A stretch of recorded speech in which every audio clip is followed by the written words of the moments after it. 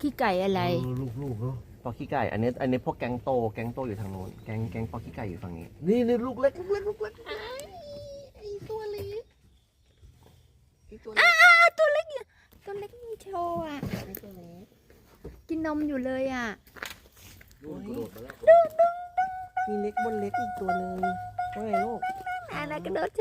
ดโชว์แม่หน่อยโชว์หน่อยโชว์อันตึง เข้ากระเป๋าแม่เข้ากระเป๋าแม่แต่นี้เดาว่ามันเป็นคนละสายพันธุ์